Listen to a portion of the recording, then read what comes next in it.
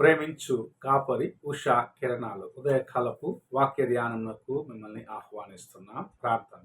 పరిశుద్ధుడు అయిన యేసయ్య, ఈ ఉదయకాల సమయానికై వందనములు స్తోత్రములు చెల్లించుకుంటున్నాం. ఇంతవరకు నీ కృపనిచ్చి మమ్మల్ని సజీవులకులోంచి ఈ ఉదయకాలమున నీ వాక్యమును వినుటకు మాకు అనుగ్రహించిన కృప కొరకు స్తోత్రములు చెల్లించుకుంటున్నాం. తండ్రి, ఈ ఉదయకాల సమయమున నీ వాక్యము చేత నాతోనూ మాతోనూ మాట్లాడమని, వినగలిగిన చెవిని, గ్రహించుకునే హృదయాన్ని అనుగ్రహించి ఆశీర్వదించమని యేసు పరిశుద్ధ నామమున అడిగి వేడుకుంటున్నాను పరమ తండ్రి, ఆమేన్. ఈ ఉదయకాలపు వాక్య భాగము యెషయా గ్రంథము 45వ అధ్యాయము 22వ వచనమును 23వ వచనమును చదువుకుందాం.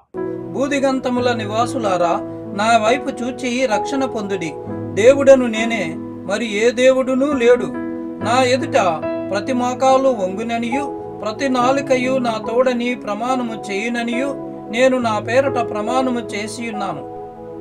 నీతిగల నా నోట మాట బయలుదేరి ఉన్నది, అది వ్యర్థము కానేరదు. మనము చదివిన వాక్య భాగములో దేవుని వైపు చూసి నీవు రక్షించబడు అన్న కార్యమును ప్రభు చాలా తేటగా చెప్పటం చూడగలం. ఆయన వైపు చూసిన వారు విడుదల పొందినారు. ఆయన వైపు చూసిన వారు తమ జీవితములో ఒక గొప్ప ఆనందమును సంపాదించుకున్నారు. మనం చూసినట్లయితే అరణ్యములో ఇశ్రాయేలీలు దేవునికి విరోధముగా సనుగుకున్నప్పుడు వారిని తాపకరమైన సర్పములు కాటువేసినాయి. అయితే ఎప్పుడైతే దేవుని సేవకుడు ప్రార్థన చేసినాడో ఒక ఇత్తడి సర్పపు ప్రతిమను చేయమని, దానిని ఒక మ్రాను పైన వ్రేలదీయమని ప్రభు చెప్పటం చూడగలం. దానిని చూసిన వారు రక్షించబడ్డారు. ఎవరైతే కాటు వేసినప్పుడు ఆ ఇత్తడి సర్పాన్ని చూసినారో వారిని కాటు వేసిన విష సర్పపు యొక్క ప్రభావం వారిపైన లేకుండా పోయినది. ఈ ఉదయకాలమున నీవు నేను కూడా మన కోసము సిలువలో వ్రేలాడదీయబడిన ప్రభు అయిన యేసు క్రీస్తు వైపు చూసినట్లయితే నీ జీవితములో ఉన్న విషము అనగా పాపము అనే ఆ విషము నీలో నుండి తీసివేయబడి దాని యొక్క ప్రభావం నుండి విడిపించబడి దేవుని కృపను అనుభవిస్తూ నిత్య జీవమును సంపాదించుకునే జీవితమును పొందుకొనగలవు. ఈ ఉదయకాల సమయమున ప్రభు వైపు చూడాలన్నది ప్రభు ఆశిస్తున్న కార్యం. ఒక చిన్న జరిగిన సంఘటన మీ ముందుంచి నేను ముగించాలని ఆశిస్తూ ఉన్నా. ఒక చల్లటి వేళలో మంచి ఐస్ ప్రాంతంలో ఉన్న ఒక స్థలములో ఒక యవ్వనస్తుడు మరి యొక్క స్థలములో వెళ్ళి దేవుని యొక్క వాక్యమును ప్రకటించాలి అని సిద్ధపడ్డాడు.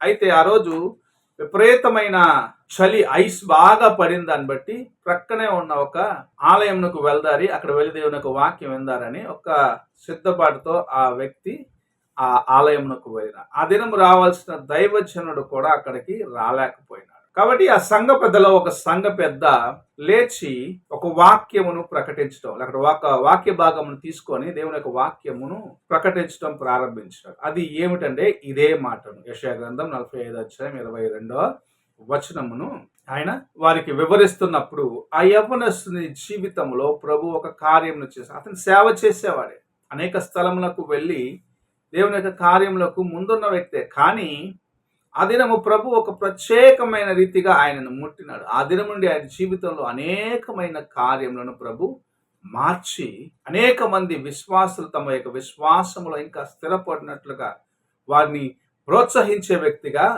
మారినాడు. ఈ ఉదయకాల సమయమున ఆయన వైపు నీవు నేను చూడాలనేది ప్రభు ఆశిస్తున్న కార్యం.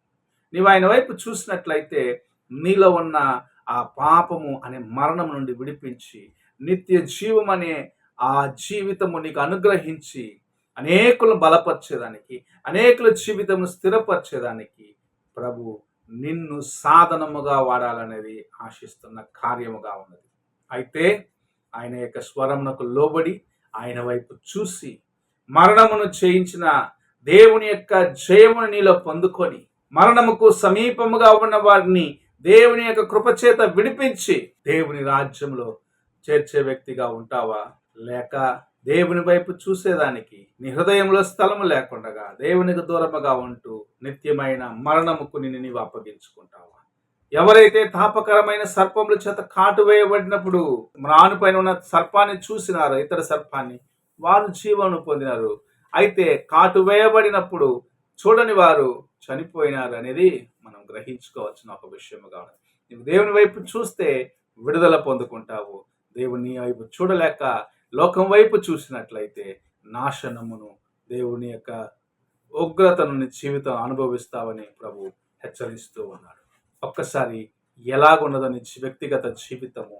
దేవుని వైపు చూస్తున్నావా, లోకం వైపు చూసి దేవుని మరుస్తున్నావా అని పరీక్షించుకో. ప్రార్థన చేసుకుందాం. పరిశుద్ధుడు అయిన యేసయ్య, ఈ ఉదయకాల సమయానికై స్తోత్రములు. దేవా, నీ వైపు చూసి నిత్యమైన జీవమును సంపాదించుకునేదానికి, పాపము అనే మరణం నుండి విడుదల పొంది నిత్యమైన నీ జీవితమును సంపాదించుకునే వారిగా మేముండునట్లుగా తండ్రి, ఉదయకాలమున నీవు మాకు ఇచ్చిన హెచ్చరికలను భద్రపరుచుకొని నీ వైపు చూసినట్టు సహాయం చేయమని యేసు పరిశుద్ధ నామమున అడిగి వేడుకుంటున్నాను పరమ తండ్రి, ఆమేన్. తండ్రి అయిన దేవుని ప్రేమ, కుమారుడైన క్రీస్తు కృప, ఆదరణకర్త అయిన పరిశుద్ధాత్మక సహవాసము ఇప్పుడు ఎల్లప్పుడు తోడై ఉండి సదాకాలము నడిపించును గాక. ఆమేన్.